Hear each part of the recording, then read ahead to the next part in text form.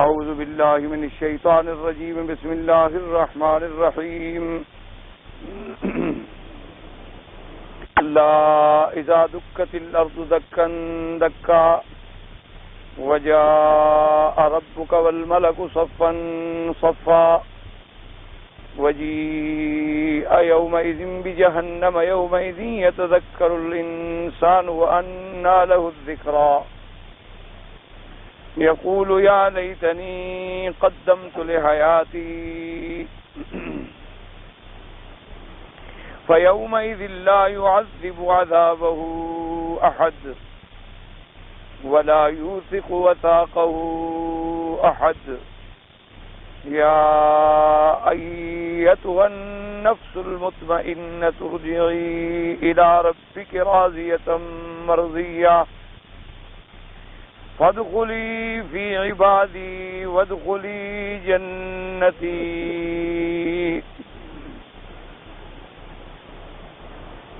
اللہ تبارک و تعالی نے کلام مقدس کے ان آیات مبارکہ میں ارشاد فرمایا ہے کہ جس دن پروردگار عالم نزول اجلال فرمائیں گے اور ملائکہ صف بستہ کھڑے ہوں گے اور اس دن جہنم کو ظاہر کر دیا جائے گا، تو انسان کافر جو ایمان نہیں لے آیا اس دن وہ ندامت اختیار کرتے ہوئے کہے گا کہ میں موعظت پکڑتا، لیکن اس دن اس کی ندامت اس کو کیا نفع پہنچائے گی۔ اور آگے بھی اسی کے بارے میں ہے کہ وہ کافر کہے گا کہ یقول یا لیتنی قدمت لحیاتی، اور وہ کہے گا کہ ہائے کاش، وائے حسرت کہ میں کچھ کر کے بھیجتا اپنی اس زندگانی کے لیے، کیونکہ ابتدا میں تو کافر باس بادل موت کے ہی منکر ہیں۔ مشرکین اور کافرین جتنے ہیں تقریباً ان کا قیامت سے یا تو مطلقاً انکار ہے کہ قیامت ہوگی ہی نہیں۔ وہ یہ کہتی ہیں کہ بس یہ زندگانی ہے اور یہ دنیا بھی ایک حادثے سے پیدا ہو گئی اور اسی طرح ہم جیئیں گے اور جینے کے بعد مر جائیں گے، بس بات ختم ہو۔ ان ہی الا حیاتنا الدنیا نموت ونحیا وما نحن بمبعوثین، ہم دوبارہ جو ہے کھڑے نہیں کیے جائیں۔ ایک گروہ یہ ہے، ایک گروہ کافروں کا جو یہود ہیں وہ قیامت کے تو قائل ہیں، وہ کہتے ہیں کہ قیامت تو ہوگی اور ہم قبروں سے بھی اٹھیں گے، لیکن ان کا ایک گروہ یہ کہتا ہے کہ وہاں ہمیں عذاب اور عذاب نہیں ہوگا، بلکہ وہاں ہمیں راحتیں اور نعمتیں ملیں گی، اس لیے کہ نحن ابناء اللہ و احباؤہ، ہم تو گویا اللہ کے بیٹے ہیں اور اللہ نے ہمیں پورے عالم پہ فضیلت دی ہے اور ہم اللہ کے محبوب ہیں، اس لیے وہاں کوئی اپنے محبوب کو تھوڑا عذاب کرے گا، لہذا ہمیں جو ہے وہ عذاب مطلقاً ہو گئی۔ یعنی وہ قیامت کے ایک گروہ تو قیامت کا منکر ہے کہ قیامت ہی نہیں ہو، ایک گروہ قیامت کا تو قائل ہے لیکن اپنے عذاب کا منکر ہے، وہ کہتے ہیں کہ ہمیں یعنی ہماری جماعت کو عذاب نہیں ہوگا۔ دو، اور تیسرا گروہ کافروں کا قیامت کا بھی قائل ہے اور عذاب کا بھی قائل ہے، وہ کہتے ہیں عذاب بھی ہوگا لیکن ہوگا بڑے تھوڑے سے دن۔ وَقَالُوا لَن تَمَسَّنَا النَّارُ إِلَّا أَيَّامًا مَّعْدُودَةً، کہ ہمیں آگ نہیں جلائے گی، نہیں پہنچے گی مگر چند دن۔ وہ کہتے ہیں کہ ہمارے یہودیوں نے، بنو اسرائیل نے موسیٰ علیہ السلام کے زمانے میں جب آپ کوہ طور پہ تشریف لے گئے تھے اور سامری نے ایک بچڑا بنا لیا تھا اور انہوں نے بچڑے کو خدا سمجھ کے اس کی عبادت کی تھی، تو جتنے دن وہ عبادت میں رہے ہیں بس اتنی ہی دن ہمیں جہنم میں ڈالا جائے گا، اس کے بعد جو ہے ہمیں جہنم سے نکال دیا جائے۔ یہ تین گروہ ہیں ایسے لوگوں کے، اور اسی سے بدقسمتی کے ساتھ اور بڑے دکھ سے ہمیں یہ بات کہنی پڑتی ہے کہ بعض ہمارے مسلمان جو ہیں بیچارے یا تو اپنی جہالت کی وجہ سے کہ قرآن و حدیث کا علم نہیں رکھتے، یا بیچارے غلط فہمیوں کی بنا پر مختلف باتیں سننے کے بعد وہ بھی ایک غلط نظریے کا شکار ہو گئے ہیں. وہ کہتے ہیں کہ قیامت تو برحق ہے اور قبروں سے بھی ہم اٹھیں گے، لیکن جن کا پیر اور مرشد مضبوط ہوگا اس کو کوئی عذاب شذاب نہیں ہوگا، اس کو چھڑا لیں. اسی طرح کا بے عین ہی عقیدہ ہے روافض اور شیعہ کا. وہ بھی یہ کہتے ہیں کہ حوض کوثر پہ بھی حضرت علی رضی اللہ تعالیٰ عنہ ہوں گے اور جنت کے دروازے کی چابیاں بھی حضرت علی رضی اللہ تعالیٰ عنہ کے پاس ہوں گی. اور جب وہ دیکھیں گے یہ ہمارے محبین ہیں اور ہمارے اہل بیت کے محبت کرنے والے ہیں اور ہمارے شیعان میں سے ہیں، تو وہ ان کو بغیر کسی دکھ کے، بغیر کسی تکلیف کے حوض کوثر بھی پلوا دیں گے اور جنت میں بھی داخل کرا دیں. تو یہ سارے معتقدات جو ہیں نا جی، یہ لوگوں میں پھیلے ہوئے ہیں. لیکن عقیدہ اہل سنت والجماعت جو قرآن و سنت کی روشنی میں ہے وہ یہ ہے کہ قیامت بھی برحق ہے اور حساب کتاب بھی برحق ہے، اللہ کی دربار میں حاضری بھی برحق ہے. اللہ تبارک و تعالی اپنے بعض بندوں کو جو اعلیٰ درجے والے ہوں گے انہیں تو بغیر حساب کے جنت نصیب فرما دیں، ان کا حساب بھی نہیں ہو. اور کچھ لوگ ایسے ہوں گے کہ جن کو حساب کے لیے اللہ کی دربار میں پیش تو ہونا پڑے گا، یعنی پیشی تو ان کی بھی ہوگی، لیکن ان کے پیش ہونے کے بعد اللہ انہیں بھی آسانی سے معاف فرما دیں گے اور وہ بھی جنت میں چلے جائیں. اور اس کے بعد ان لوگوں کا مرتبہ اور مقام آ جائے گا جن کے اعمال پھر وزن ہوں گے. اگر اعمال صالحہ بھاری ہو گئے وہ بھی جنت میں چلے جائیں گے، اگر اعمال صالحہ ہلکے ہو گئے اور گناہ زیادہ ہو گئے تو اب ان کا معاملہ جو ہے وہ اللہ تبارک و تعالیٰ کی مشیت پہ ہے. اللہ چاہیں تو ان کو بھی معافی عطا فرما دیں، ورنہ ان کو گناہوں کے قدر جہنم میں ڈالا جائے گا. اور پھر اللہ کے حکم سے جن کو میرا اللہ اذن عطا فرمائیں گے، جن پیغمبروں کو، جن اولیاء اللہ کو، جن حفاظ قرآن کو، وہ ان کی شفاعت کریں گے، سفارش کریں گے اور اللہ ان کی شفاعت کو منظور فرما کر ان کو بھی جہنم سے نکالیں گے. اور پھر جہنم میں آخری درجے پر وہ لوگ رہ جائیں گے جن کے دل میں ذرے کے برابر ایمان ہوگا. ایمان تو ہوگا لیکن ہوگا من کان فی قلبہ مثقال حبۃ من خردل، جیسے خردل یہ سرسوں کا دانہ ہوتا ہے، یعنی اس سے تشبیہ دی گئی کہ اتنی ذرے کے برابر ایمان ہوگا. تو ایک حدیث مبارک میں آتا ہے کہ میرے آقا سرکار مدینہ حضرت محمد مصطفیٰ صلی اللہ علیہ وآلہ آلہ واصحابہ وسلم تسلیما کثیرا کثیرا، آپ فرماتی ہیں کہ انا اشفع وانا اشفع وانا اشفع، میں سفارش کروں گا، میں سفارش کروں گا، میں سفارش کروں گا اور اللہ میری شفاعت سے لوگوں کو جہنم سے نکالیں گے. باقی وہ لوگ رہ جائیں گے جن کے دل میں ذرے کے برابر ایمان ہے. تو میں اللہ سے درخواست کروں گا کہ میرا اللہ ان کے بارے میں بھی آپ مجھے اجازت دیں، میں درخواست کروں تاکہ ان کو بھی معافی ملے. تو اللہ پاک فرمائیں گے کہ آپ ان کو رہنے دیں، ان کو میں اپنی رحمت سے نکالوں گا. اس کے بعد پروردگار عالم ان کو بھی اپنی رحمت سے جہنم سے نکال دیں گے. تو باقی جو جہنم میں ہمیشہ رہے گا وہ ہوگا جس کی موت کفر پہ آ گئی، شرک پہ آ گئی، یہودیت پہ آ گئی، نصرانیت پہ آ گئی اور حضور پاک صلی اللہ علیہ وسلم کے دین کو قبول نہیں کیا ہے، وہ ہمیشہ مخلد فی نار جہنم ہوگا. تو عقیدہ اہل سنت والجماعت جو ہے یہ ہے. تو اب جب کافر آئیں گے اور دیکھیں گے قیامت کی زندگی مل گئی، قبروں سے بھی کھڑے ہو گئے، اور اس وقت وہ دیکھیں گے ماشاء اللہ کے مومنین کو جنتیں مل رہی ہیں، ثواب مل رہے ہیں، اور کافروں کو جہنم مل رہی ہے، عذاب مل رہے ہیں. تو اس وقت وہ حسرت کریں گے اور کہیں گے کہ یقول یا لیتنی قدمت لحیاتی، کاش میں اپنی اس زندگانی کے لیے میں بھی کچھ کر کے بھیجتا. کیونکہ آدمی جو اعمال صالحہ کرتا ہے وہی اگلی زندگی میں اس کے کام آئیں گے. جیسے کہ میرے آقا نے سرکار مدینہ نے ایک مثال بیان فرما دی صلی اللہ علیہ وسلم. آپ نے فرمایا بات عقلتا فقد افنیتا، فرمایا جو تم کھا لیتے ہو وہ فنا ہو گیا. فرمایا ما لبست فقد ابلیتا، اور جو تم پہن لیتے ہو وہ بھی بوسیدہ ہو گیا. فرمایا ما تصدقت فقد امضیتا، جو تم اللہ کے راستے میں خرچ کرتے ہو وہی تیری اگلی زندگی کے لیے ریزرو ہو گیا. اس لیے ہر انسان کے جو اعمال صالحہ ہیں، اب اعمال صالحہ میں نماز ہے، روزہ ہے، حج ہے، زکوٰۃ ہے، صدقات ہے، خیرات ہے، اور جتنے اعمال صالحہ ہیں وہ اس کا اگلے جہان میں گویا کہ ذخیرہ بن رہے ہیں. اسی طرح حضور نے فرمایا کہ جنت جو ہے اس کی زمین بہت بڑی چٹیل میدان ہے، صاف ہے.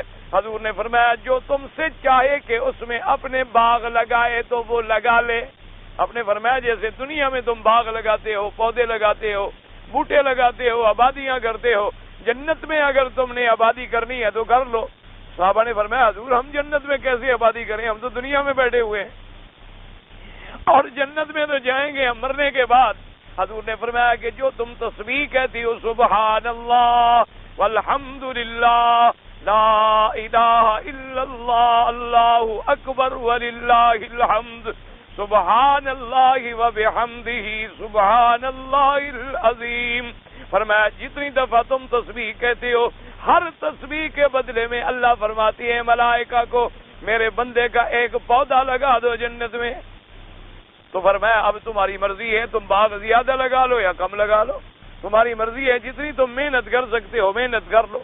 اسی لیے میرے آقا کو حکم ملا میرے اللہ تبارک و تعالیٰ کی طرف سے. اللہ نے فرمایا وَأْمُرْ أَهْلَكَ بِالصَّلَاةِ وَاسْتَبِرْ عَلَيْهَا لَا نَسْأَلُكَ رِزْقًا نَحْنُ نَرْزُقُكَ وَالْعَاقِبَةُ لِلتَّقْوَىٰ. اللہ نے فرمایا میرا مدنی اپنے گھر والوں کو بھی نماز کا حکم فرمائیں اور آپ بھی نماز پہ جمے رہیں. ہم آپ سے رزق کا سوال نہیں کریں گے، یعنی ہم آپ سے یہ نہیں پوچھیں گے کہ آپ نے رزق کتنی کمایا، بچوں کو کتنی کما کے کھلایا. ایک بات یوں ہے، بعض مفسرین نے فرمایا کہ نہ، اس کا مطلب یوں ہے کہ جیسے دنیا میں آدمی اپنے ملازم سے پوچھتا ہے، سردار اپنے غلام سے پوچھتا ہے تم نے میرے لیے کیا کمائی کی، اللہ فرماتے ہیں میں چونکہ غنی ہوں مجھے تمہاری کسی کمائی کی ضرورت نہیں، میں یہ نہیں پوچھوں گا کہ تم نے میرے لیے کیا کمایا، میں نے تمہیں عبادت کے لیے پیدا کیا ہے. اپنے آپ کو بھی نماز پہ قائم رکھیں اور اپنے اہل و عیال کو بھی نماز پہ قائم رکھیں. جب یہ آیت نازل ہوئی حضور پاک روزانہ تہجد کے وقت تشریف لے جاتے بی بی فاطمہ الزہرا رضی اللہ تعالی عنہا کے گھر، اور آپ باہر سے کھڑے ہو کے فرماتی الصلاۃ الصلاۃ الصلاۃ کہ اٹھو نماز پڑھو نماز پڑھو، نماز کے لیے تیار ہو جاؤ. اس لیے حکم ہے کہ آپ بھی عبادت میں لگیں اور اپنے گھر والوں کو بھی عبادت پہ لگائیں، کیونکہ قاعدہ یہ ہوتا ہے کہ جب تک ماحول دین کا نہ بنے آدمی دین پہ نہیں چل سکتا. دعا یہ کرو کہ اللہ ہمارا ماحول دین کا بنا. اب دیکھیں نا جی، ایک آدمی ہے بڑا نمازی ہے لیکن بیوی نماز نہیں پڑھتی، ایک آدمی ہے بڑا بیچارہ ذاکر ہے شاکر ہے قرآن پڑھنے والا ہے، بچے نماز نہیں پڑھتے، بھائی نماز نہیں پڑھتے، گھر میں نوکر نماز نہیں پڑھتے، ماحول بے نمازی کا ہے. تو وہ ماحول کی نحوست اتنی اثر کرتی ہے کہ وہ نمازی بھی بیچارہ بے نمازی ہو جاتا ہے، اور ماحول کی نحوست اتنی اثر کرتی ہے کہ اس کی عبادت کے اندر وہ ذوق اور وہ چاشنی پیدا نہیں ہوتی. اور اس کے مقابلے پہ اگر گھر میں بھی دین ہو اور باہر بھی دین ہو، بیوی بھی نماز پڑھے، بچے بھی نماز پڑھیں، گھر میں بھی قرآن ہے اور تلاوت ہے، مرد کو نیند آ گئی بیگم نے جگا دیا، بیگم کو نیند آ گئی خاوند نے جگا دیا، بچوں کو اٹھا دیا، ہر آدمی ایک دین کی دوڑ میں لگا ہوا ہے. تو جب معاشرہ بنتا ہے، ماحول بنتا ہے، تو پھر حقیقی معنوں میں دین کا آدمی کو مزہ اور لذت حاصل ہوتی. اسی لیے حکم ہے کہ اپنے اہل کو بھی نماز کا پابند کریں. اسی لیے حکم ہے کہ اللہ نے اگر آپ کو تاجر بنایا ہے، آپ کو اللہ نے اگر کوئی کارخانہ دار بنایا ہے، آپ کو اللہ نے کسی بستی کا سردار بنایا ہے، تو حضور پاک نے فرمایا کہ سب کا قیامت میں تمہیں حساب دینا ہوگا. تو تم اپنے مزدوروں کے، ملازموں کے، ماتحتوں کی نماز کے بھی ذمہ دار ہو. فرمایا کہ دیکھو کیا وہ نماز پڑھتی ہے، کیا تم نے ان کے لیے نماز کا انتظام کیا ہے؟ کیا تم نے ان کے لیے کوئی چھوٹی موٹی مسجد بنا دی ہے؟ ان کے لیے تم نے کوئی وضو کی جگہ، کوئی نماز کی جگہ، اذان کا کوئی مؤذن، کوئی جماعت کرنے والا، کیا تم نے انتظام کیا ہے؟ کیا تم روزانہ انہیں چیک کرتے ہو کہ میرے کس کس ملازم نے نماز میں حاضری دی ہے؟ کیوں کاروبار میں تو بڑا ایک ایک دھیلے کا حساب کرتے ہو، لیکن اللہ کے فرائض کا بھی خیال نہیں کرتے ہو۔ اس لیے حکم یا ایھا الذین آمنوا قوا انفسکم واہلیکم نارا، اللہ نے فرمایا اپنے آپ کو بھی، اپنے گھر والوں کو بھی جہنم سے بچاؤ، جہنم کی آگ سے بچاؤ۔ ان کے لیے بھی دین کا ماحول پیدا کرو، ان کے لیے بھی معاشرے میں دین پیدا کرو، اور پھر جو تم عمل کر رہے ہو یہ تمہارے عمل ذرہ ذرہ جو ہے محفوظ ہو رہے۔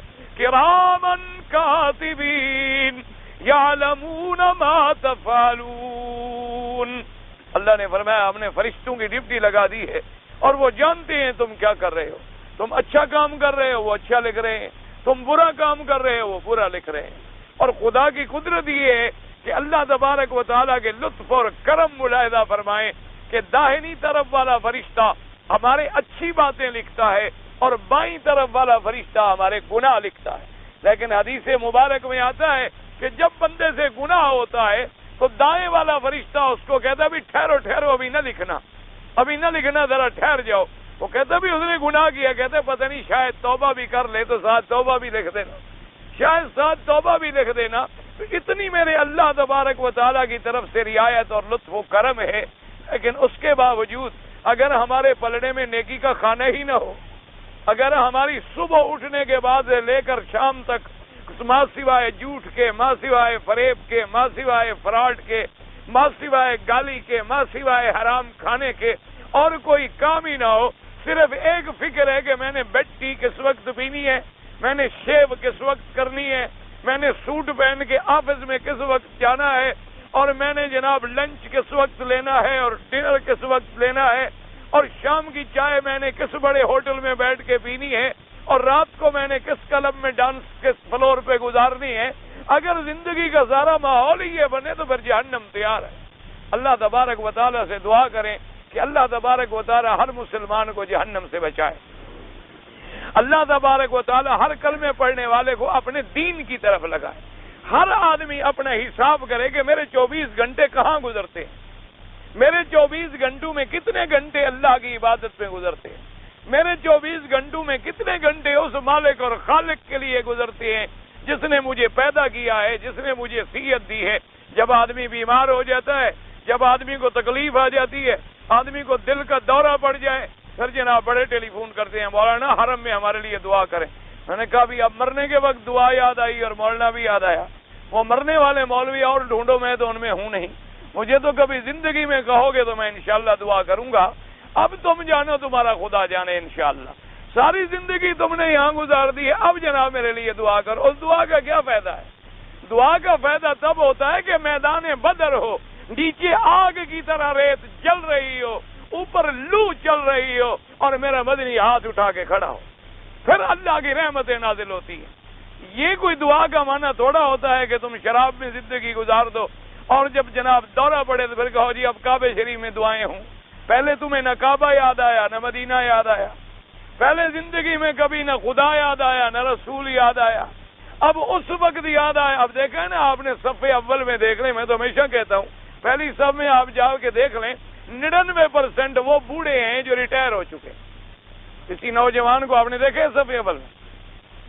آپ دیکھ لیں، یعنی جو آدمی نوکری سے ریٹائر ہو جائے اور جس کی زندگی گھر میں بوجھ بن جائے، بوڑھا ہو جائے، وہ مسجد میں آ جاتا ہے ماشاءاللہ، کیونکہ اب گھر والے تو رہنے نہیں دیتے، گھر والے کہتے ہیں کھانس کے ہمیں جگا رہا ہے، چلو جی وقت ہو گیا نماز کا، ماشاءاللہ نکلو۔ اور جب آدمی زیادہ بوڑھا ہو جاتا ہے اور مرنے میں دیر لگائے تو اولاد حج پہ بھیج دیتی ہے، وہ کہتے ہیں ماشاءاللہ ابا جان حج تو کر لو، ماشاءاللہ حج بڑا ضروری ہے۔ ان کو پتا ہوتا ہے انشاءاللہ جہاز میں مر جائے گا، اگر وہاں سے بھی نکل گیا تو شیطانوں سے واپس نہیں آتا، کنکریاں مارتے ہوئے اتنا بڑا ڈھیٹ نہیں ہے کہ وہاں سے زندہ آ جائے، پھر وہاں مر جائے گا اور پھر کہیں گے جی ابا جان بڑے خوش نصیب تھے اور بڑے ماشاءاللہ نصیبے والے تھے کہ مکے میں موت آئی۔ اور مکے میں موت کوئی نصیب کی بات نہیں ہے، میرے مدنی کے جتنے دشمن ہیں سب کو مکے میں موت آئی، آپ مجھے بتائیں ابھی لہب کو موت کہاں آئی ہے؟ عتبہ عتیبہ شیبہ کو موت کہاں آئی ہے؟ مشرکین مکہ کو موت کہاں آئی ہے؟ مکے کے کافروں کو موت کہاں آئی ہے؟ اصل بات یہ ہے کہ موت ایمان پہ ہو، اللہ کی توحید پہ ہو، اور پھر مکے میں آئے، پھر مکے میں آئے تو کوئی بات ہے۔ خاتمہ ایمان پہ ہو اور پھر مدینے میں دفن ملے، پھر مدینے منورہ میں قبر ملے تو کوئی بات ہے۔ لیکن اگر اندر کفر ہے، اگر اندر شرک ہے، اگر اندر بدعات ہیں، اگر اندر سیئات ہیں، پھر کیا فائدہ ہے؟ پھر قرآن کھول کے پڑھ لو۔ میرے اللہ نے اپنے پاک پیغمبر کو فرمایا وَمِمَّنْ حَوْلَكُمْ مِنَ الْأَعْرَابِ مُنَافِقُونَ مِنْ أَهْلِ الْمَدِينَةِ مَرَدُوا عَلَى النِّفَاقِ لَا تَعْلَمُهُمْ نَحْنُ نَعْلَمُهُمْ سَنُعَذِّبُهُمْ مَرَّتَيْنِ ثُمَّ يُرَدُّونَ إِلَىٰ عَذَابٍ عَظِيمٍ۔ اللہ نے فرمایا میرا مدنی مدینے پاک کے ارد گرد رہنے والے، جو بادیہ کے رہنے والے، جو منافق ہیں، ان کو آپ نہیں جانتے، ہم جانتے ہیں کہ مدینے میں رہتے ہوئے بھی اسلام کے دشمن ہیں۔ ان کو ہم دگنا عذاب دیں گے اور پھر ان کو لوٹائیں گے عذاب عظیم کی طرف۔ اس لیے ہمیشہ یاد رکھیں، دعا کرو کہ اللہ موت دے ایمان پہ دے، اللہ موت دے اعمال صالحہ میں دے۔ موت جہاں آ جائے، زبان پہ کلمہ آ گیا تو منزل آسان ہو گئی، اور اگر اندر کفر ہے، اندر شرک ہے، اندر قبر پرستی ہے، اندر غیروں کو حاجت روا اور مشکل کشا سمجھنے کے عقیدے ہیں، اگر غیروں کی نظریں ہیں اور نیازیں ہیں، نہ مکہ چھڑا سکتا ہے، نہ مدینہ چھڑا سکتا ہے، نہ زمزم والے کفن چھڑا سکتے ہیں، نہ اور کسی کا سینے پہ قرآن لکھنا چھڑا سکتا ہے، اپنی زندگی میں آگے کے لیے کچھ بھیجو۔ اس لیے حضور نے فرمایا اذا مات ابن آدم انقطع عملہ الا عن ثلاثۃ، فرمایا جب آدمی مر جاتا ہے اس کے عمل ختم۔ جب انسان مر گیا، نماز پڑھتا تھا ختم، روزہ رکھتا تھا ختم، قرآن پڑھتا تھا ختم ہو گیا۔ لیکن حضور نے فرمایا 3 اعمال ایسے ہیں جو مرنے کے بعد بھی ختم نہیں ہوتے۔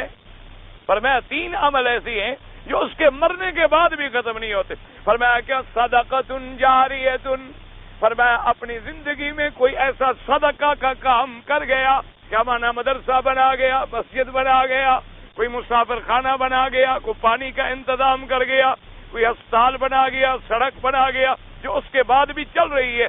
اللہ فرماتا ہے جب تک یہ چلتی رہے میرے بندے کو ثواب بھیجتے رہو۔ صدقۃ جاریۃ، فرمایا او علم ينتفع به، یا کوئی عالم تھا اور علم پڑھا گیا، جہاں جہاں علم پھیلے گا اس کا ثواب بھی اس کے مرنے کے بعد بھی پہنچتا رہے گا۔ اب دیکھیں نا ابن کثیر رحمت اللہ علیہ، آج کتنا صدیاں بیت گئیں لیکن کوئی مدرسہ ہے جہاں ابن کثیر نہ پڑھائی جائے، کوئی مدرسہ ہے جہاں بخاری نہ پڑھائی جائے، کوئی مدرسہ ہے جہاں مسلم نہ پڑھائی جائے، اور جہاں نام آئے گا ہر پڑھنے والا پڑھانے والا کہے گا رحمت اللہ، اللہ کی رحمتیں ہوں۔ فرمایا وہ بھی صدقہ، اور فرمایا او ولد صالح یدعو لہ، یا کوئی صالح اولاد چھوڑ گیا، کوئی اولاد صالح چھوڑ گیا، یعنی اپنے بچہ کوئی دیندار چھوڑ گیا۔ اگر ہم بچہ چھوڑ گئے ماشاءاللہ جو سکھائی ڈیڈی اور ٹاٹا ہے، تو قبر پہ بھی یہی کرے گا، قبر پہ کرے گا ڈیڈی ٹاٹا بائی بائی، تم جاؤ جہاں جا رہے ہو، میں بھی آ جاؤں گا بعد میں اپنے وقت پہ۔ تو اگر ہم نے اس کو سکھایا ہی یہ ہے تو فاتحہ کہاں سے پڑھے گا؟ وہ ہمارے لیے قرآن کہاں سے پڑھے گا؟ وہ تو ہم نے اس کو پڑھایا نہیں۔ وہ پیدا ہوا ہم نے آیا انگریز رکھ کے دی، وہ چلنے لگا ہم نے مشنری سکولوں میں داخل کر دیا، ذرا بڑا ہوا تو ہم نے یورپ کی کسی یونیورسٹی میں بھیج دیا۔ تو جب باہر آئے گا، جیسے کہ اکبر الہ آبادی نے کہا تھا کہ بو کیسے آئے اولاد سے ماں باپ کے اعتبار کی، دودھ ہے ڈبے کا اور تعلیم ہے سرکار کی۔ تو کہاں سے اب جناب ان سے آپ توقع کریں گے کہ آپ مر جائیں گے تو آپ کے لیے دعا کریں گے؟ سوال ہی پیدا نہیں ہوتا۔ وہ تو بلکہ انتظار میں ہوتے ہیں کہ یہ ظالم مرتے ہی نہیں، وہ تو والدین کی موت کی انتظار میں ہوتے ہیں، خدا کرے جلدی مریں تاکہ ہم آزادی سے گل چھرے اڑا سکیں۔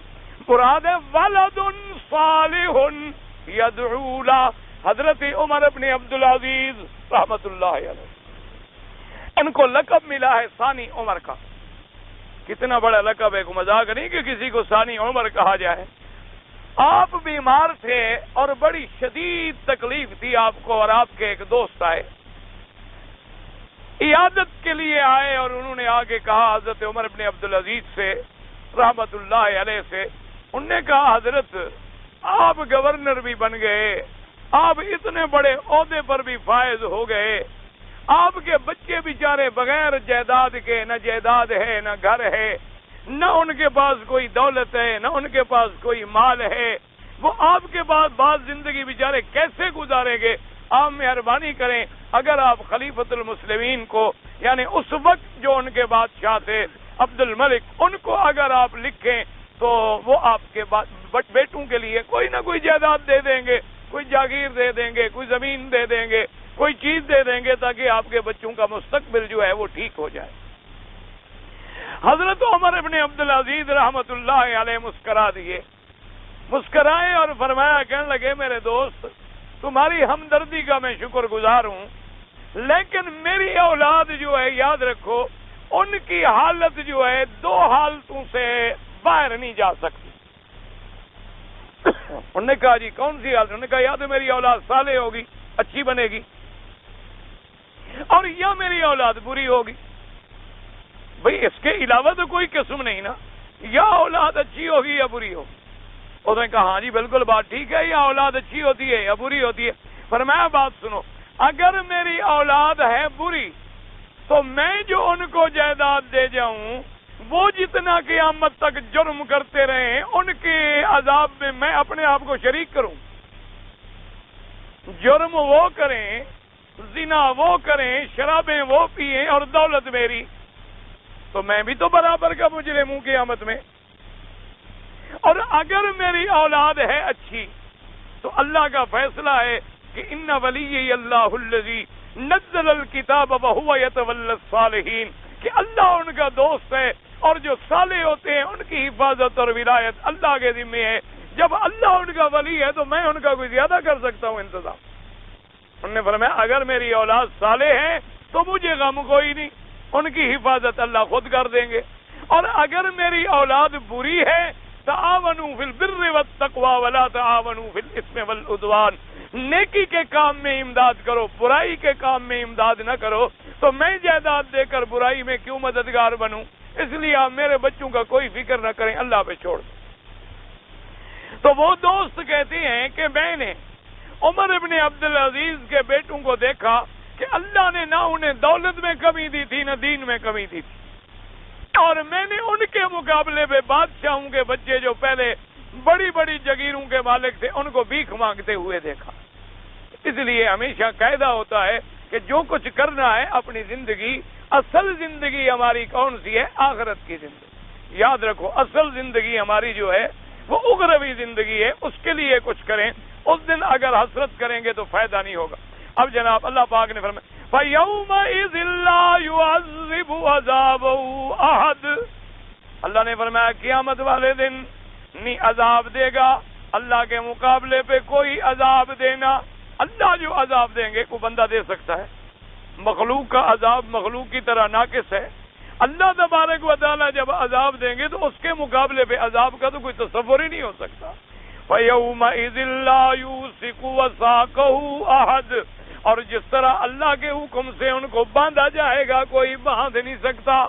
اللہ پاک حکم دیں گے کہ ایسے ایسے زنجیر ہوں گے جن کا عرض جو ہے وہ 70 ہاتھ کے برابر ہوگا، ان میں جہنمیوں کو لپیٹا جائے گا اور بعض زنجیروں کو ان کے بدن سے گزارا جائے گا اور ایسی جہنم میں ڈالا جائے گا کہ اگر ایک پتھر اوپر سے پھینکا جائے 70 سال تک اس کی تہ تک نہیں پہنچ سکتا۔ انواع من العذاب میں ان کو ڈالا جائے گا۔ کھانا مانگیں گے تو زقوم ملے گا، کھانا مانگیں گے تو غسلین ملے گا، پانی مانگیں گے تو حمیم ملے گا، اور ایسا پانی ہوگا یشفی الوجوہ جو چہروں کو جلا ڈالے گا۔ عذاب کے ایسے انواع ہوں گے اور ایسے ان کو جکڑا جائے گا کہ دنیا کی کوئی طاقت نہ ایسا پکڑ سکتی ہے نہ جکڑ سکتی ہے۔ اب ان اشقیاء کا ذکر کرنے کے بعد اللہ تبارک و تعالی اگلی آیات مبارکہ میں ذکر فرماتے ہیں مومن بندوں کو۔ یہ قاعدہ ہے پورے قرآن میں، آپ نظر ڈالیں جہاں جہنمیوں کا ذکر آئے گا وہاں اہل جنت کا بھی ذکر آئے گا۔ یعنی جہاں اشقیاء کا ذکر آئے گا وہاں سعداء کا ذکر بھی آئے گا، کیونکہ قاعدہ ہے کہ الاشیاء تتباین بالاضداد، کہ ہر چیز جو ہے جب تک اس کی ضد کو ذکر نہ کیا جائے سمجھ نہیں آتی۔ کیا معنی؟ اب رات ہے، اگر دن نہ ہو تو رات کی کوئی قیمت ہی نہیں ہے، اگر اندھیرا ہے روشنی نہ ہو تو پھر اندھیرے کا کیا معنی؟ اسی طرح صدق ہے، سچ بولنا، اگر جھوٹ ہی نہ ہو تو پھر سچ بولنے کی کیا قیمت ہے؟ تو صدق کے مقابلے پہ کذب آیا، کذب کے مقابلے پہ صدق آیا، باطل کے مقابلے پہ حق آیا، ظلمت کے مقابلے پہ نور آیا، اسی طریقے سے لیل کے مقابلے پہ نہار آیا، اشقیاء کے مقابلے پہ سعداء آئے۔ اب اللہ نے پہلے اشقیاء کا ذکر کیا، اب ذکر فرماتے ہیں سعداء کا، مومنین کا۔ دعا فرمائے اللہ اپنی رحمت سے ہمیں ان میں شامل فرما لے۔ اللہ تبارک و تعالیٰ قادر ہیں، کریم ہیں، وہ جب دلوں کو بدلنا چاہتے ہیں کوئی دیر نہیں لگتی ہے، وہ مقلب القلوب ہیں، جب چاہیں بس ایک اللہ کی رضا کی، اللہ کے ارادے کی دیر، جب ارادہ فرماتے ہیں تو پھر تو کن فیکون ہوتا ہے۔ فرماتے ہیں یا ایتها النفس المطمئنہ ارجعی الی ربک راضیۃ مرضیہ۔ اللہ نے فرمایا خطاب ہوگا، اب سمجھو خطاب کون کرے گا؟ یا تو اللہ خود خطاب فرمائیں گے، یا علماء نے فرمایا کہ خطاب ملائکہ کریں گے لیکن اللہ کے حکم سے کریں گے۔ جب ملائکہ خطاب کریں حکم اللہ کا ہو تو گویا اللہ نے خطاب فرمایا یا ایتها النفس المطمئنہ۔ اللہ فرمائیں گے اے نفس مطمئنہ، مطمئنہ کا معنی ساکنہ، یاد رکھو ساکنہ، نفس کا معنی یوں سمجھ لیں روح سمجھ لیں آپ آسانی کے ساتھ، نفس کو روح بھی کہتے ہیں، اور نفس روح کے علاوہ ایک علیحدہ چیز بھی ہے، وہ ایک لمبی بحث ہے، آپ اس میں نہ جائیں۔ بہرحال آپ یوں سمجھیں کہ یہ خطاب ارواح مومنین کو ہو رہا ہے، اور ارواح کو نفس کہا گیا۔ اللہ یتوفی الانفس حین موتہا، جب موت کی گھڑی آتی ہے تو روح کو قبض کیا جاتا ہے، تو یہاں بھی خطاب ارواح کو ہو رہا ہے، یا ایتها النفس المطمئنہ۔ اچھا اب تین صفتیں کیا؟ ایک نفس ہے نفس امارہ، ایک نفس ہے نفس امارہ، جیسے کہ سورۃ یوسف کے اندر ذکر ہے وما ابرئ نفسی ان النفس لامارۃ بالسوء۔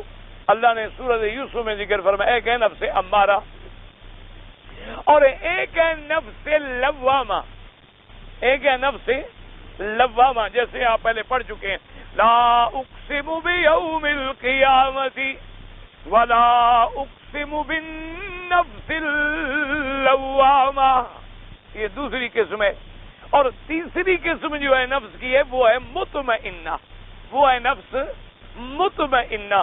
تو سب سے اعلیٰ درجہ جو ہے وہ نفس مطمئنہ ہے، سب سے اعلیٰ درجہ جو ہے وہ نفس مطمئنہ ہے۔ مطمئنہ کا معنی ساکنہ، ساکنہ کا کیا معنی؟ یعنی اللہ کی رضا میں اور اللہ کے ذکر میں، اللہ کی یاد میں، اعمال صالحہ میں اتنی خوگر ہو گیا ہے انسان کہ اس کا قلب جو ہے ہر حال میں مطمئن، ہر حال میں مطمئن ہے، کیونکہ اطمینان حاصل کب ہوتا ہے؟ جب اللہ کا ذکر آئے۔ الا بذکر اللہ تطمئن القلوب۔ لوگ آرام ڈھونڈتے ہیں دولت میں، دولت میں آرام نہیں ہوتا۔ لوگ آرام ڈھونڈتے ہیں پیسے میں، بلڈنگوں میں، اس میں نہیں آرام ہوتا۔ آپ نے نہیں دیکھا کتنی ملٹی ملینئر لوگ ہیں اور ملٹی ملینز کے مالک ہیں، نیند نہیں کر سکتے بیچارے، رات کو 10 گولیاں کھاتے ہیں پھر بھی نیند نہیں آتی، تو ان کا اطمینان تھوڑا ہوتا ہے۔ اس کے مقابلے پہ آپ ایک طالب العلم کو دیکھیں ماشاءاللہ جب بھی سر رکھو نیند آ جائے گی، بغیر کسی گولی کے، بغیر کسی چیز کے۔ کیوں؟ اس کو کیا فکر ہوتا ہے؟ اس کو تو کوئی غم نہیں ہوتا، اللہ کے ذکر کی وجہ سے ایک طمانینت نصیب ہوتی ہے، اور وہ اللہ کی قضا پہ ایسا راضی ہوتا ہے کہ جو بھی اللہ کا فیصلہ ہو وہ کہے گا الحمدللہ، میرے اللہ نے جو فیصلہ کیا ہے وہ میرا مالک ہے، میرا خالق ہے، مدبر فی الامور ہے، متصرف فی الامور ہے، اور میرا اللہ مہربان ہے، ارحم الراحمین ہے، رب العالمین ہے، اکرم الاکرمین ہے۔ اس نے جو میرے لیے یہ فیصلہ کیا ہے، لازمی بات ہے اس میں بہتری ہے، لازمی بات ہے کہ اس میں بہتری ہے، اسی پہ وہ راضی ہوتا ہے، اس کو کہتے ہیں نفس مطمئنہ۔ کہ اس مقام پہ پہنچ جاتا ہے، اس کے بارے میں میرے آقا نے ایک حدیث میں فرمایا، ایک حدیث مبارک ہے، حضور پاک صلی اللہ علیہ وسلم نے فرمایا من احب لقاء اللہ احب اللہ لقاءہ ومن کرہ لقاء اللہ کرہ اللہ لقاءہ او کما قال رسول اللہ صلی اللہ علیہ وسلم۔ آپ نے فرمایا جو اللہ کے لقاء کو محبوب رکھتا ہے اللہ بھی اس کے ملنے کو محبوب رکھتے ہیں، اور جو اللہ کے ملنے کو ناپسند کرتا ہے اللہ بھی اس کے ملنے کو ناپسند کرتے ہیں۔ بی بی عائشہ صدیقہ رضی اللہ تعالی عنہا حبیب خدا زوجہ محمد مصطفیٰ رضی اللہ تعالی عنہا و ارضا سیدہ عائشہ نے عرض کیا کہ آقا مجھے بات سمجھ نہیں آئی، اللہ کا ملنا جو ہے وہ تو ہوگا موت کے بعد، موت سے پہلے تو نہ ہم خدا کو دیکھ سکتے ہیں اور نہ لقاء ہو سکتا ہے، اور ہم میں سے موت کو تو کوئی بھی پسند نہیں کرتا، موت سے تو ہر کوئی گھبراتا ہے، دیکھا نہیں لاکھوں روپے خرچ کرتے ہیں کیوں موت سے بچ جائے، علاج کرا رہے ہیں، بھاگ رہے ہیں، دوڑ رہے ہیں، تو موت کو تو آقا کوئی بھی پسند نہیں کرتا، تو پھر اللہ کا محبوب رکھنے کا کیا معنی ہے؟ حضور نے فرمایا ایسا یہ مراد نہیں ہے، زندگی میں یہ تو اسباب ہیں کہ ہر آدمی صحت کو پسند کرتا ہے، بیماری کو پسند نہیں کرتا، ہر آدمی تندرستی کو پسند کرتا ہے، تکلیف کو پسند نہیں کرتا، یہ تو طبیعت انسانی ہے، یہ فطرت انسانی ہے۔ یہ مراد یہ ہے کہ جب بندے کو نزع کا وقت آتا ہے، سکرات لگتی ہے اور اللہ کے فرشتے سامنے آتے ہیں، تو جو مومن ہوتا ہے وہ اس وقت یہ چاہتا ہے کہ الحمدللہ میری موت کا وقت آ گیا ہے، اب اللہ پاک مجھے خیر سے موت دیں اور اپنی رحمت اور اپنا لقاء نصیب فرمائے۔ اور جو کافر ہوتا ہے وہ اس وقت بھی کہتا ہے نہیں کسی طرح بچ جاؤں، کسی طرح بچ جاؤں، وہ اس وقت ڈرتا ہے موت آنے سے نزع کے وقت میں۔ تو یہ اس وقت کی دلیل ہے اللہ کا محبوب رکھنا یا اللہ کے لقاء کو ناپسند کرنا۔ تو اس لیے فرمایا کہ نفس مطمئنہ جو ہوتی ہے، علماء نے فرمایا یہ خطاب اس کو ہوگا، لیکن یہ خطاب کب ہوگا اس میں دو قول ہیں۔ بعض علماء نے فرمایا کہ یہ خطاب ہوگا قیامت میں، کہ جب کافروں کا عذاب ہو گیا فَيَوْمَئِذٍ لَا يُعَذِّبُ عَذَابَهُ أَحَدٌ وَلَا يُوثِقُ وَثَاقَهُ أَحَدٌ، کافروں کا عذاب ہو گیا تو اب اللہ نے مومنین کو حکم فرمائیں گے کہ یا ایتھا النفس المطمئنۃ ارجعی الی ربک راضیۃ مرضیہ، تو یہ خطاب ہوگا قیامت میں۔ اور دوسرا قول یہ ہے کہ نا یہ خطاب ہوتا ہے موت کے وقت، کہ جب آدمی پہ موت آتی ہے، جب موت کا وقت آتا ہے اور آدمی ہو ایمان والا اور آدمی ہو صحیح عقیدے والا، ان الذین قالوا ربنا اللہ ثم استقاموا تتنزل علیہم الملائکہ، کہ جو لوگ جنہوں نے اللہ کی ربوبیت کا اقرار کیا، اللہ کی توحید کا اقرار کیا اور اسی توحید پہ پھر جمے رہے، یہ نہیں کہ توحید کلمہ بھی پڑھ لیا، کعبہ شریف کا طواف بھی کر لیا اور قبر پہ طواف بھی کر لیا، اللہ کے گھر آگے بھی سجدہ اللہ کا کر لیا، اور جناب کہے تو درختوں کا سجدہ، بندوں کا سجدہ، بزرگوں کا سجدہ، قبروں کا سجدہ، زندوں کا سجدہ، مردوں کا سجدہ، حجر اسود کو بھی بوسہ لے لیا، قبر کا بھی بوسہ لے لیا، اللہ بھی راضی ہے اور ان کو بھی راضی کر رہے نا۔ فرمایا ثم استقاموا، اسی توحید پہ جم گئے، ثابت قدم رہے، پھر نہیں ہلے۔ جب موت کا وقت آتا ہے اللہ کے فرشتے اترتے ہیں اور فرشتے آگے اس کو مبارک دیتے ہیں اور کہتے ہیں اللہ تخافوا ولا تحزنوا وابشروا بالجنہ، آگے اللہ کے فرشتے کہتے ہیں کہ اے مومن کوئی غم نہ کر، کوئی خوف نہ کر، کوئی ڈر نہ کر، مبارک ہو تیرے لیے اللہ کی جنتیں تیار ہیں جو اللہ نے تیرے ساتھ وعدہ کیا ہے۔ اور پھر ملک الموت جو روح نکالنے کے لیے آتی ہیں وہ روح کو بھی خطاب فرماتے ہیں یا ایتھا الروح النفس المطمئنہ، اور ایک میں آتا ہے الروح الطیب فی الجسد الطیب، اللہ کے فرشتے کہتے ہیں اے پاکیزہ روح تو پاکیزہ بدن میں تھی، اب آرام سے چل اللہ کی رضا کی طرف، تو وہ بڑے آرام سے روح کو نکالتے ہیں۔ یہ جو ظاہری تکلیف ہوتی ہے نا یہ مراد نہیں ہوتی، بعض اوقات اللہ والوں کو بھی ظاہراً تکلیف ہوتی ہے، بعض اوقات ایک فاسق فاجر کو بھی تکلیف نہیں ہوتی، جھٹکا لگا مر گیا۔ یہ معاملات ایسی ہیں جو علم غیب سے تعلق رکھتے ہیں، جن کا پتہ صرف اللہ الغیوب کو ہے، علیم بذات الصدور کو ہے، تو اس کو بڑے آرام سے جنت سے کفن لے آتے ہیں، جنت سے خوشبوئیں لے آتے ہیں اور اس کی روح کو لے کے جاتے ہیں۔ اچھا آپ دیکھیں قرآن کہتے ارجعی الی ربک، لوٹ چل تو اپنے رب کی طرف، لوٹ چل کیا معنی؟ یعنی لوٹنے کا معنی یہ ہوتا ہے کہ جہاں سے آئی ہو۔ ایک کہتا ہے آدمی کہتے ہیں یار چلو اپنے گھر، یعنی پہلے کوئی گھر ہو تو چلو اپنے گھر، اگر پہلے گھر ہی نہ ہو تو چلو اپنے گھر کا کیا معنی؟ پھر کہے گا چلو میرے گھر، اپنے گھر نہیں کہے گا۔ تو اب مومن کی روح کو کہا جا رہا ہے کہ ارجعی الی ربک، لوٹو اپنے رب کی طرف۔ معلوم ہوا کہ پہلے بھی روح مومن کی اللہ کے پاس تھی، یعنی اعلی علیین میں، اعلی علیین میں پھر روح ملی، مرنے کے بعد بھی پھر وہی لوٹائی جائے گی۔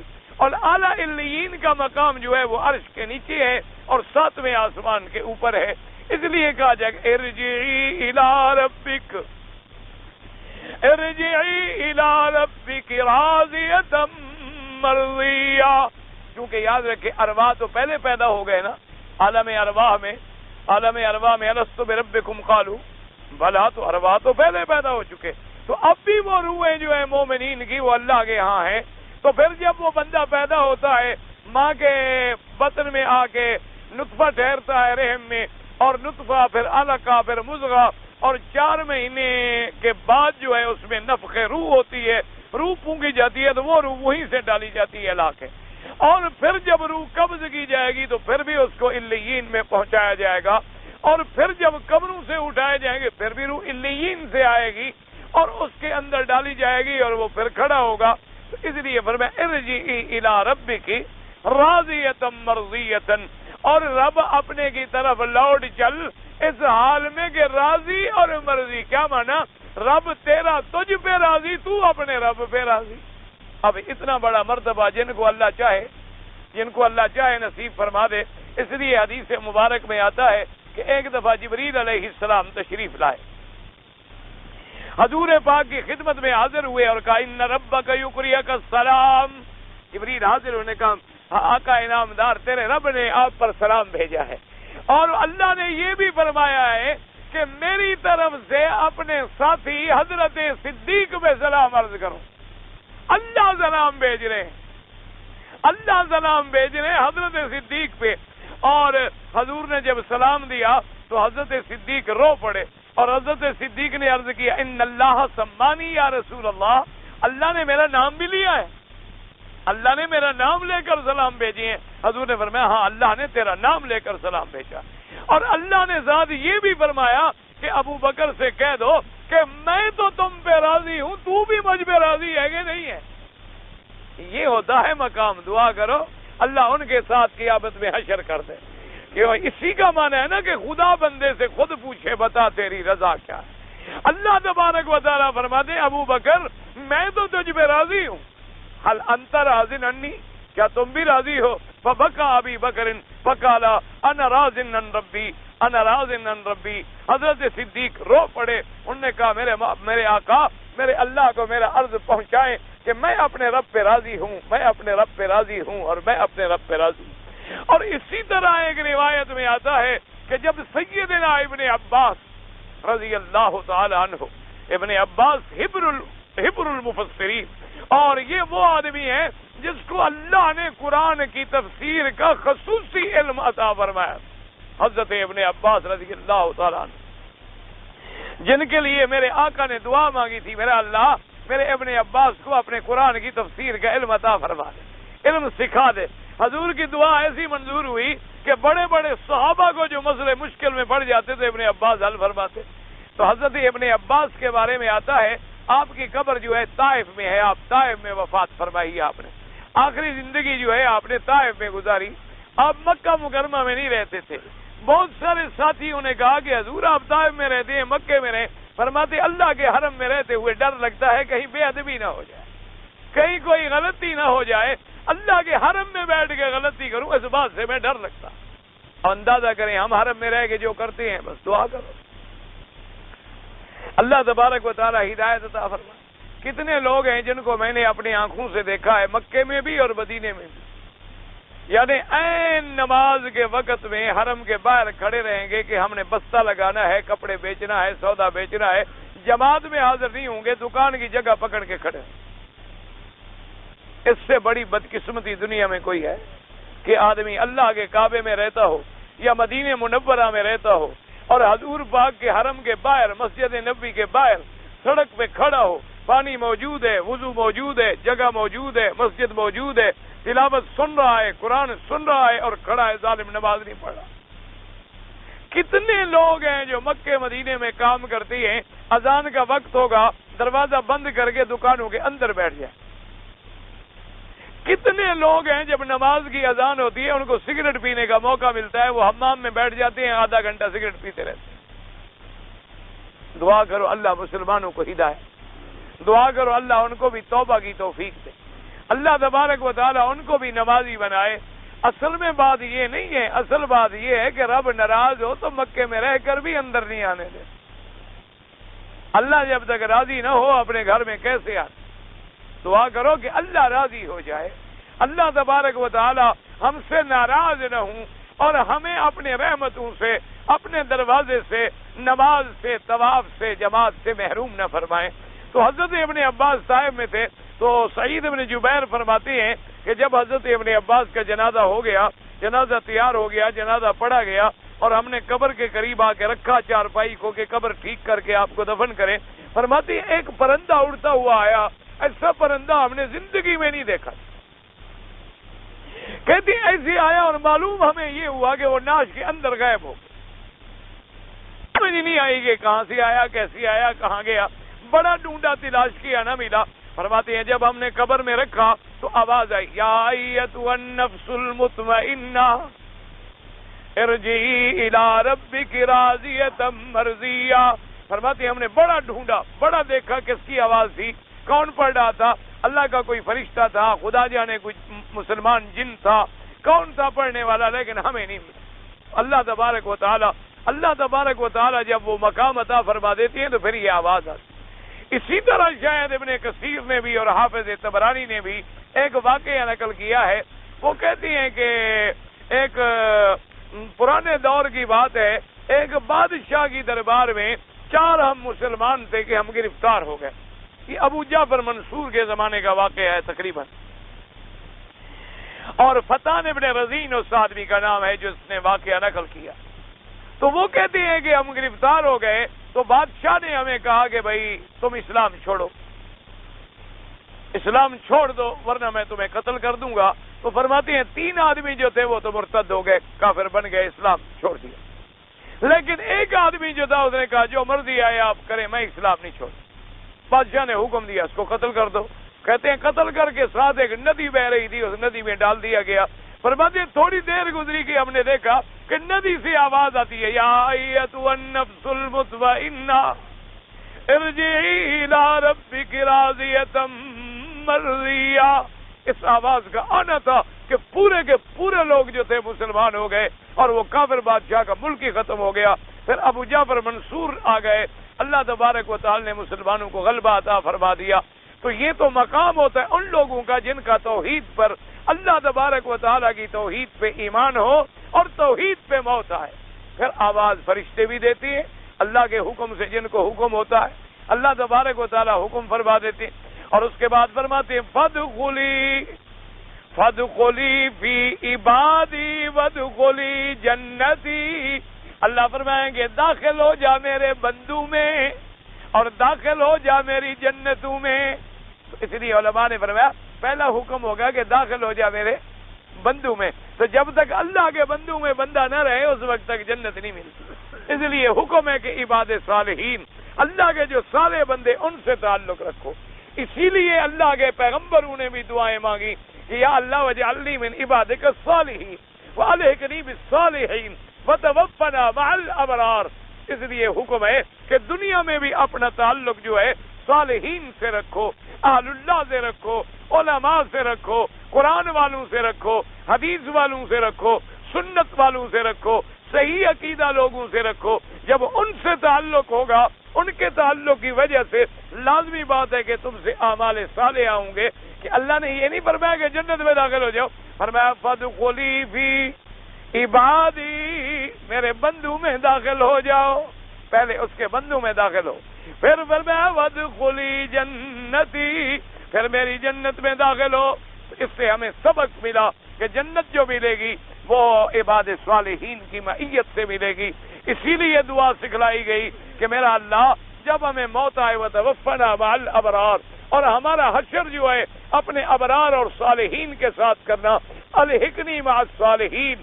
اسی طرح وجعلنی من عبادک الصالحین، اللہ نے فرمایا انہ من عبادنا الصالحین. تو اللہ تبارک و تعالی آپ کو بھی اور مجھے بھی اپنے عباد صالحین کی زندگی میں صحبت نصیب فرمائے اور قیامت میں ان کے ساتھ حشر نصیب فرمائے.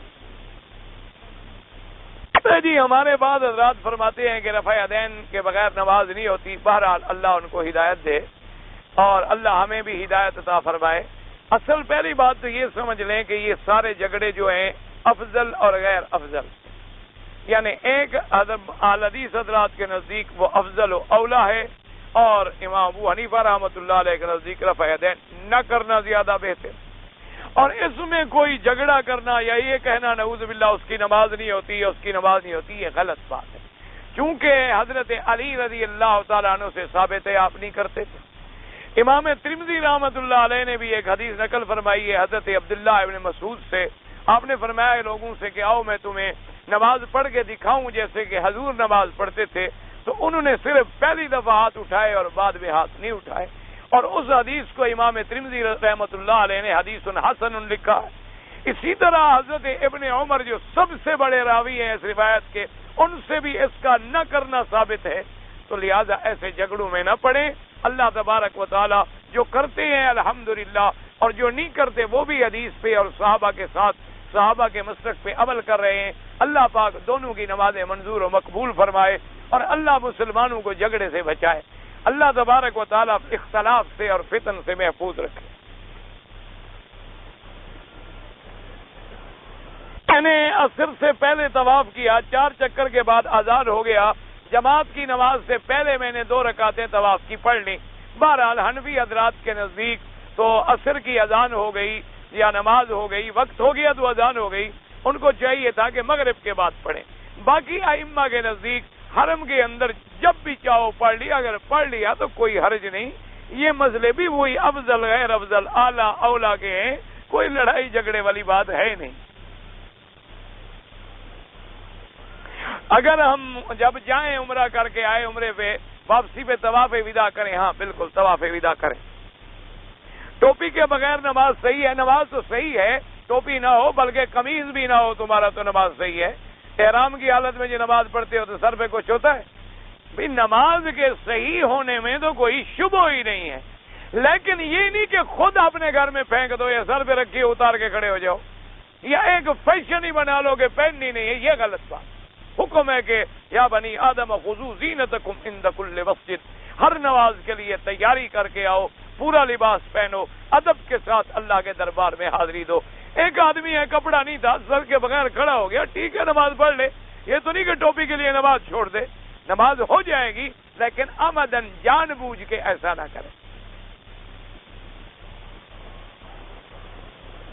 ہمارا ایک بچہ ہے تو وہ کہتا ہے کہ امام ابو حنیفہ رحمۃ اللہ علیہ نے جتنی حدیثوں کا اپنے مسلو میں حوالہ دیا ہے وہ اکثر حدیثیں کمزور ہیں. ماشاءاللہ آپ کا بچہ بڑا خوش قسمت ہے کہ امام ابو حنیفہ سے بھی علم میں بڑھ گیا. ماشاءاللہ الحمدللہ. بھائی اللہ تبارک تعالیٰ سب کے بچوں کو ایسا بنا دے. ہم تو خوش ہوتے ہیں ایسے بچوں پہ جو اتنا بڑے علم پہ پہنچ جائے. اس کو یہ پہلے بہرحال سمجھ لینا چاہیے کہ امام ابو حنیفہ رحمۃ اللہ علیہ کا علم کتنا بڑا تھا کہ امام شافعی بھی ان کے شاگرد ہیں، امام احمد ابن حنبل بھی ان کے شاگرد ہیں، اور امام بخاری بھی ان کے شاگردوں کے شاگرد ہیں.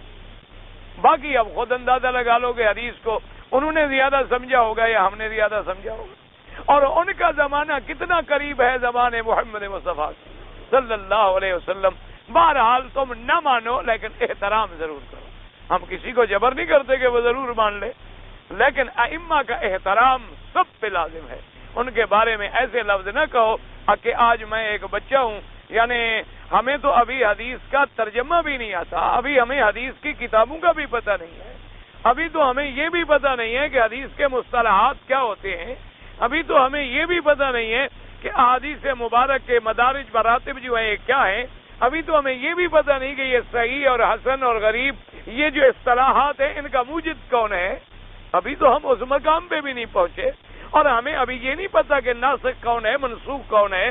بہرحال اس لیے سب سے بہتر طریقہ یہ ہے کہ کسی امام کے بارے میں دل میں برا خیال نہ رکھو اور سوء ظن نہ رکھو، جب بھی کہو ان کے حق میں کلمہ خیر کہو، باقی ان کی بات پہ نہ مانو۔ کوئی انہوں نے بھی جبر نہیں کیا ضرور مانو، انہوں نے بھی کبھی نہیں کہا کہ ہماری بات ضرور مانو۔ جی وَلَوْ أَنَّهُمْ إِذْ ظَلَمُوا أَنفُسَهُمْ، بالکل یہ قرآن کی آیت ہے۔ باقی جو آپ نے حدیث نقل کی ہے کہ حضور کی وفات کے بعد ایک صحابی نے پڑھی تھی، وہ حدیث ضعیف ہے، عقیدے میں حجت نہیں ہے، یہ زندگی کا حکم ہے۔ ایک مولوی ہے، حافظ قرآن بھی ہے اور ایک مسجد کا امام بھی ہے، اس نے ایک لڑکی کو ورغلایا پھسلایا، لیکن پھر پکڑا گیا اور غلطی مان لی، توبہ کر لی، نماز ہو سکتی ہے۔ جب توبہ کر لی تو بات ختم ہو گئی، توبہ کے بعد تو گناہ رہتا ہی نہیں نا، توبہ کے بعد تو اس کو نہیں کہنا چاہیے کہ تم گناہ گار ہو۔ ایک آدمی کافر ہے، توبہ کر لے، کفر سے مسلمان ہو جائے، تو اب ہم اس کو یہ تھوڑا کہیں کہ تم کافر ہو، کافر تھا، توبہ کر لی، بات ختم ہو گئی۔ التائب من الذنب کمن لا ذنب لہ، لیکن دیکھو صحیح کہ توبہ پکی ہو، کیونکہ ایسے لوگوں کو امام بنایا جائے تو لوگوں میں برا اثر پڑتا ہے۔ اگر اس کی توبہ پکی ہے تو پھر ٹھیک ہے، الحمدللہ ثم الحمدللہ۔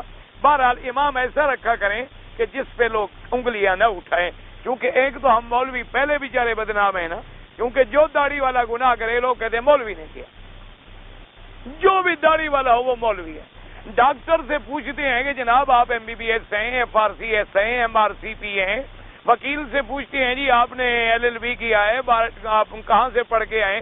ایک مولوی ایسی سند ہے جو داڑھی رکھ رہے مولوی، اور جو وہ گناہ کرے مولوی نے کیا، مولوی نے کیا، مولوی نے کیا۔ اور خدا کے بندے، میرے خیال میں تو آپ کے ملک میں 10 مولوی بھی نہیں ہوں گے جن کو صحیح معنوں میں مولوی کہا جاتا ہے۔ وہ تو جو مولوی کی اصطلاح ہے محدثین کے نزدیک، اس کے مقابلے میں تو خدا جانے پورے ملک میں پتہ نہیں 10 آدمی بھی ہوں گے کہ نہیں ہوں گے۔ اس لیے ہر لفظ مولوی کو نہ بدنام کیا کرو، دیکھا کرو، یہ نہیں کہ صرف داڑھی رکھنے سے آدمی مولوی ہو جاتا ہے۔ اگر وہ عالم دین ہے پھر اس پر بات کریں۔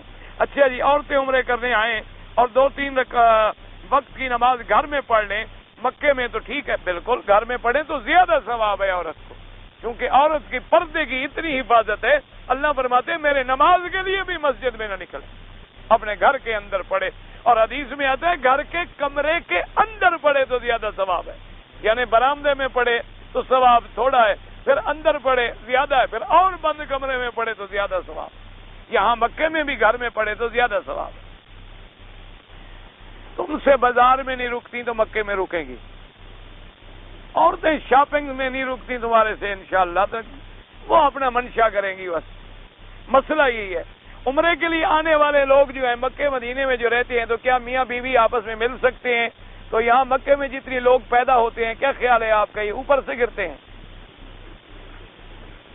جی بات نہیں، او بابا بیوی ہے، حلال ہے، مکہ ہو مدینہ ہو جہاں ہو، حلال حلال ہے، حرام حرام ہے، ایک سیدھی سی بات۔ بلکہ میں تو کہتا ہوں جن کی بیویاں ساتھ ہوں ضرور ملا کریں، تاکہ کوئی حرم میں خدا کرے بچہ ٹھہر جائے، اور اچھی بات، کوئی بری بات تو نہیں ہے نا، حلال تو حلال ہے نا، حلال تو حلال ہے، اور حلال جو ہے وہ تو عبادت ہے، وہ تو گناہ نہیں۔ ان نے سمجھا مکے مدینے میں میاں بیوی کا ملنا بھی شاید منع ہے، اس لیے لوگ ایسے پیدا ہوتے ہیں بیچارے، یہاں عجیب آدمی ہے۔ بچوں کو دنیاوی تعلیم ضروری ہے یا دینی؟ دینی تو ضروری ہے، دنیاوی بھی دیں، دنیاوی تعلیم بھی دیں، کوئی منع نہیں۔ آپ ان کو انگریزی پڑھائیں، آپ ان کو جو مرضی ہے پڑھائیں، لیکن اتنا دین ضرور پڑھا دیں کہ وہ کافر نہ بنے، اتنا دین ان کو ضرور پڑھا دیں کہ ان کو پتہ تو لگے اسلام کیا ہے، ان کو پتہ تو لگے نماز کیا ہے، روزہ کیا ہے، حج کیا ہے۔ اگر نفلی حج ہے اور ماں باپ اجازت نہ دیں پھر نہ آئے، ماں باپ کی خدمت زیادہ ضروری ہے نفلی حج سے، حتیٰ کہ فرضی حج میں بھی اجازت نہ دیں تو نہ آئے، جب تک اجازت نہ دینا ہے۔ اللہ نے زمین میں جن انسان بنانے کی پہلے دنیا میں جن آئے تھے، جن چلے گئے پھر آدم آئے، اور جتنی باقی زمینیں اس میں خدا بہتر جانتا ہے کون سی مخلوق رہتی ہے، میں نہ نیچے گیا ہوں نہ اللہ لے جائے۔ میں آپ کا شاگرد ہوں، میرا دماغ کمزور ہے، تو کمزور استاد کا شاگرد بھی کمزور ہی ہوگا، جب استاد کمزور ہے تو آپ کیسے مضبوط ہو سکتے ہیں؟ بہرحال آپ میرے لیے دعا کریں، میں آپ کے لیے دعا کروں گا کہ اللہ ہمیں دین میں طاقت دے، اللہ ہمارے دماغوں کو قرآن و حدیث کے لیے طاقت دے۔ حضرت خضر دنیا میں ابھی تک زندہ ہے، بہرحال راجع روایات یہ ہیں کہ زندہ نہیں ہیں۔ اگر زندہ ہوتے تو سب سے پہلے حاضر ہوتے حضرت محمد مصطفیٰ کی خدمت، کیونکہ یہ قاعدہ ہے کہ حضور کے نبی بننے کے بعد کوئی زندہ جب تک حضور پر ایمان نہ لے آئے اس وقت تک وہ مومن نہیں بن سکتا۔ تو حضرت خضر اگر ولیوں کو ملنے آ جاتے ہیں تو اللہ کے نبی کو ملنے نہیں گئے، عجیب بات ہے۔ اور ملنے جاتے تو حضور کبھی چھپاتے؟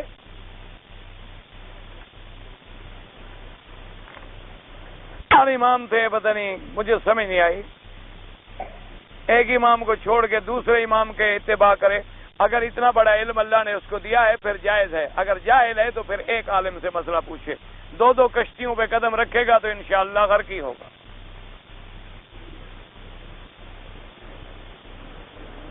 ایک بچی کی عمر 7 سال ہے، اس کی زبان پر پیدائش سے اللہ اور محمد لکھا ہوا ہے، اور اگر ہم اس کو تھپڑ مار دیں تو کوئی گناہ تو نہیں ہے، تو سارے پھر حافظ قرآن جو پڑھتے ہیں ان کو تھپڑ مار دیں تو، جن کے سینے میں سارا قرآن ہے، اور یہ اللہ محمد بھی تم کہہ رہے ہو، پتہ نہیں کیسے لکھا ہوا ہے، نہیں لکھا ہوا ہے۔ بہرحال یہ ہے کہ کوئی ایسی بات نہیں، اگر لکھا ہو تو خدا کی قدرت ہے، اللہ قادر ہے، تو مارنا جو ہے ویسے بھی بچوں کو ناجائز ہے، ضرورت کے لیے والدین تنبیہ میں مارے تو کوئی گناہ نہیں۔ میں مولانا حق نواز مرحوم کی اللہ ان کی قبر پہ رحمت کرے بھائی، وہ تو میرے بھائی تھے، اللہ ان کی قبر پہ کروڑوں رحمتیں فرما دے۔ اور مولانا اسار قاسمی کی قبر پہ بھی اللہ رحمتیں فرمائے، ہمارے ساتھی تھے، بھائی تھے، وہ اللہ کے راستے میں اللہ کے دین کے لیے، صحابہ کی عظمت کے لیے اپنی جان کی قربانیاں دے کر بہت بڑی بازی لے گئے، کما گئے۔ یہ دنیا تو آنی جانی ہے، فانی ہے، کوئی بکری کی چوری میں مر جاتا ہے، کوئی محمد کے صحابہ کے لیے مر جاتا ہے، یہ تو اپنی اپنی خوش نصیبی کی بات ہے۔ دعا کریں اللہ ان کے مشن کو زندہ رکھے۔ آگے مجھے تو سمجھ نہیں آیا ابھی تقوی کا معنی ہوتا ہے گناہوں سے بچنا۔ نہاتے وقت جو ہے اذان آ جائے یا درود آ جائے نہیں پڑھنا چاہیے، یہ آگے نہیں سمجھ آئی بھائی آپ کے سوال، پتہ نہیں خدا جانے کیا لکھا ہے، میں سمجھا ہی نہیں، جب سمجھا نہیں تو جواب کیا دوں؟ وہ تو مرحوم کا نام پڑھ کے میں نے اندازہ لگا لیا، وہ بھی سمجھا میں نے نہیں آپ نے کیا لکھا ہے۔ اللہم صلی علی سیدنا محمد وعلی آل سیدنا محمد وبارک وسلم۔ یا الہ العالمین، عالم اسلام پر اپنی رحمت نازل فرما۔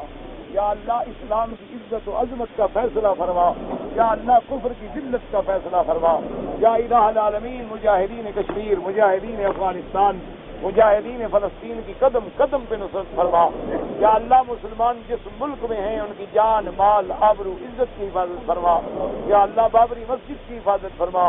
یا اللہ تمام عالم میں مسلمانوں کی مساجد، معابد، مدارس کی حفاظت فرما۔ یا اللہ پوری دنیا میں جو لوگ تیرے دین کے کام میں لگے ہوئے ہیں ان کی قدم قدم پہ مدد فرما، ان کی قدم قدم پہ نصرت فرما۔ یا الہ العالمین ہمیں دین کے کام کرنے کی توفیق عطا فرما۔ یا اللہ بے حیاؤں